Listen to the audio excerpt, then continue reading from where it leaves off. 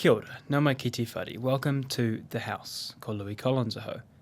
Most of the bills that Parliament debates and passes are government bills, meaning they have been proposed by a minister in accordance with the government of the day's legislative and policy agenda.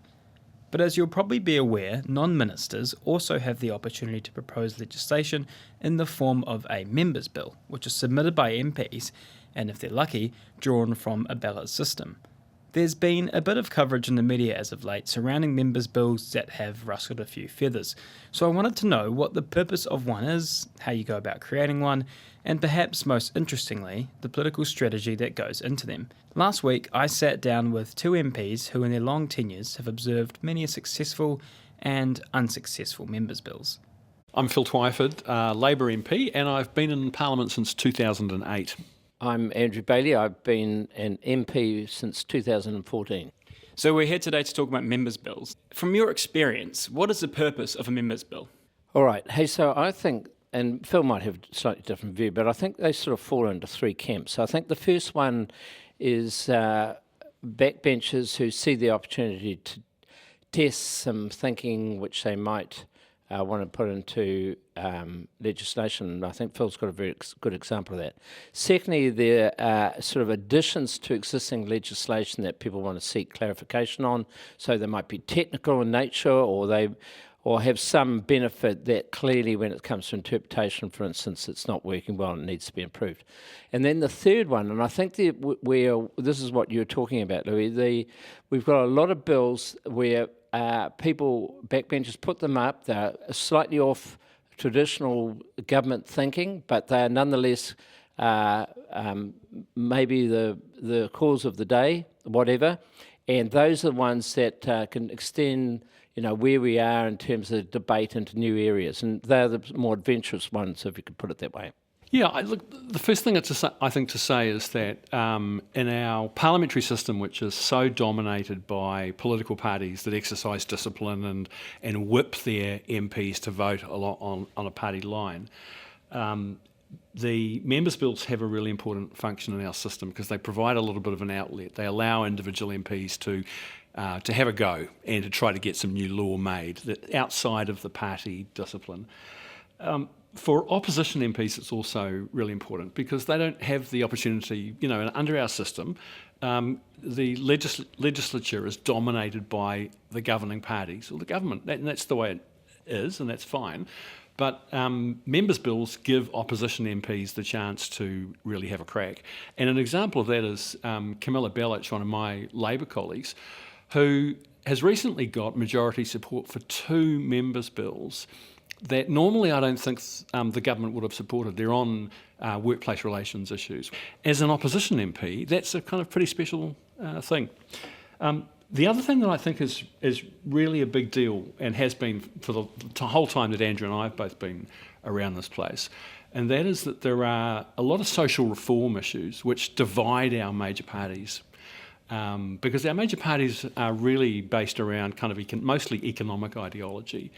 And things like the anti-smacking bill, like marriage equality, these kind of bills cut across the voting basis of the major parties, and the major parties are sometimes a little bit reluctant to kind of advance them as a priority. So if you look at Louisa Wall's marriage equality bill in 2012, Grant Robertson and Maya Lubeck's prohibition of conversion therapy in 2022.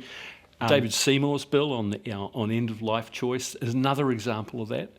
And in all these cases, the MPs managed to use the members' bill to campaign publicly, and they built a majority in the Parliament to get through into law some pretty major social change that I think otherwise the large parties would normally have struggled with.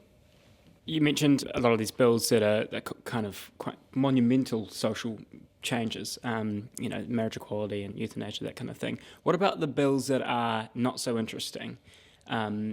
Is there a certain tactic that goes into convincing people that this is an important change? Those types of bills you're talking about, sort of that second category I talked about, that clarification or whatever, they're very important because they might be making a piece of legislation work much more effectively, like it might be an ACC interpretation or something. So clarifying that, which actually brings a lot of benefit to people, so are very productive in that sense.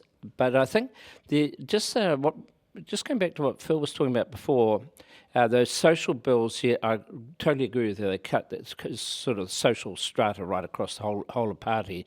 And in many cases, there's certain issues that people have a personal vote on, even within caucuses. And traditionally, it's alcohol and some of those social issues that Phil talked about, which means that anyone can put them up. But normally, just you talked about from opposition perspective, in a government perspective for an MP to put up a bill, often there's some quite sort of rules around it that are not prescriptive, but nonetheless have some impact, particularly where there might be an issue around no bill could be put up that will have significant financial implications because that'll affect the government finances. So there's depending on where you are, actually, if you're opposition, you'd be probably more adventurous. If you're in the government, you're then sort of tied down into a different type of bill. But for instance, we've just got a new bill up, as you probably know, around phone usage and things like that for under 16-year-olds, which has come through and is actually going to be adopted as a government piece of legislation. So, as Phil said, all of it can be quite useful in terms of driving the social agenda, but also government agenda over time. From a government point of view, why can't some of these small technical members' bills, why can't they be brought up to Cabinet? Well, they can, and this is the issue, and Phil will know as much as I do, but the legislative framework in government and in Parliament is very logjam. So traditionally we pass between about 80 and 100 bills a year. So all ministers are trying to get bills up. And so there are only certain points in time. It might be a tax, we do 3 tax bills a year. But there are other ministers who have, like housing or whatever, you may not have that many number of bills. So a lot of these changes are outside this normal cycle of going through the update of the regulatory system. And therefore, this is a way to interject and make a change much more quickly outside of that cycle.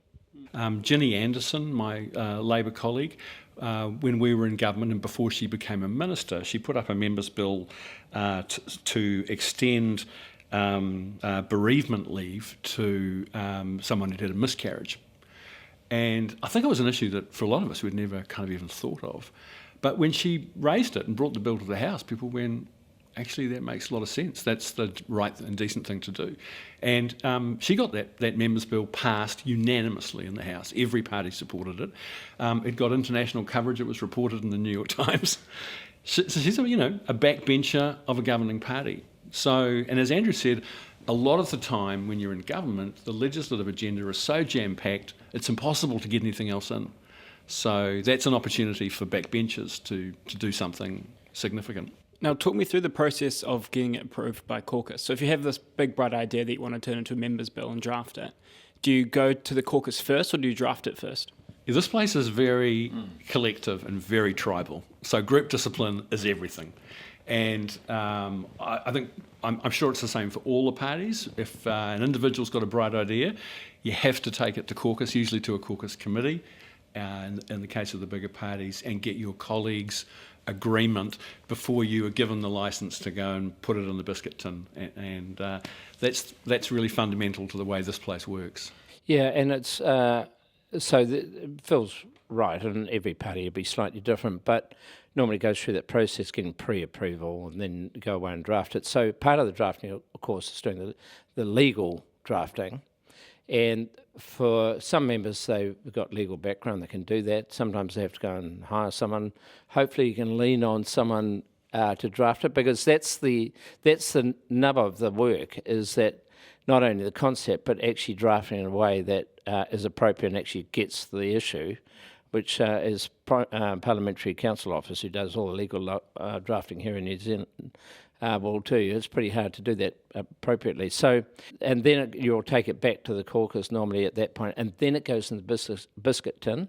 Arena Williams, one of my colleagues, she currently has 11 bills in various stages of development that all reflect different aspects of her portfolio responsibilities, regulatory reform, and so on. She's kind of a members' bill nerd. But look, for opposition MPs, members' bills are so important. When I was housing spokesperson back the last time we were in opposition, I put up a healthy homes bill to set insulation and heating standards for rental properties. And we had 2 goes at it. It got defeated both times, but it enabled me to kind of campaign on that issue all over the country, in the Parliament, and then it was one of the first things that we did on forming government in 2017 was we passed the very same bill almost that we had campaigned on in opposition, passed it into law. It's one of our kind of flagship issues. Is there a bit of tactical sort of lawmaking there and drafting there? You think, I can get New Zealand First, or I can get ACT, or I can get the Greens, or even National support on this by writing it in a certain way? Is there thinking that goes into that? I think bills are looked at upon their merits. There's a bit of politics in it, I think it's fair to say, Phil. Some bills are never going to make it, partly because who's behind them or the angle they're taking.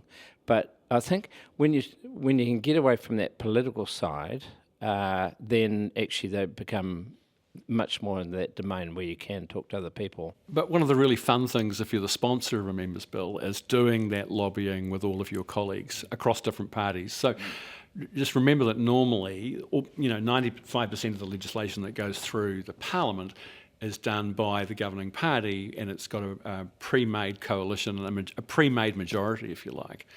So you don't have to do all that lobbying. But if you've got a members' bill, then you have to go around and talk to all the parties. So I had when we were last in opposition, I had a bill called the Depleted Uranium Prohibition Bill. At the first reading, I thought we had a majority and we were going to win the vote. Bill would have gone off to select committee. And much to my chagrin, one of the minor parties decided not to turn up that day. And so we were 1 vote short of a majority. It was the vote was tied and therefore defeated, and I was heartbroken. There's also those bills that a constituent might come to your office and say, I need this changed. You can do that through members' bill. Oh yeah, and I think Chris Bishop had an example of that where, from memory, he had a constituent around theft of identity, and he actually ended up putting a bill that went through the House to clarify the arrangements around that. So, in many cases that's what stimulates, particularly from an electorate MP perspective, where you do learn all those cases. And I was alluding to that before, like clarification of an ACC case or something like that. Often you learn that from people coming into your office. Anything that we haven't gone over that you'd add, either of you, on members' bills in general? Yeah, it's hard work doing a members' bill. As Phil said, not only you've got to lobby it, and then when you get it into the select committee, you've got to really push. I had a bill that was to basically create a arbitration mediation industry in New Zealand. The framework was very out of date, and I put it in as a backbencher in opposition, and I had to fight, I think, for 18 months with government members, and I'm looking across at Phil, but not him personally. But we did get it over the line, and the industry was really rapt about it. But gee, it took a lot of pushing, and eventually I had to go to the minister at that point to try and lobby it. But it's not even. First thing is get it out of the tin. Second, and to do that, you've got to then have got all the support to get through the first reading, as Phil talked about it. But then you've got to go into the select committee, and often the officials look at your bill and think it's a bit of a nuisance for them, and may actually be quite counter, and of course government ministers or members. So it's not an easy road, but it's great when it happens. I think when we adopted our voting system, MMP, there was hope that there would be a more kind of negotiated, more fluid, kind of consensual kind of system for making new law. we're actually pretty locked into our parties, the old way of doing things. And I think that members' bills offer a little glimpse of, how the world could be a little bit different and a bit more spontaneous, a bit more interesting. That was National's Andrew Bailey and Labour's Phil Twyford. E te whakarongo koe ki te whare. You've been listening to The House, a program made with funding from Parliament's Office of the Clerk. Mātiwa.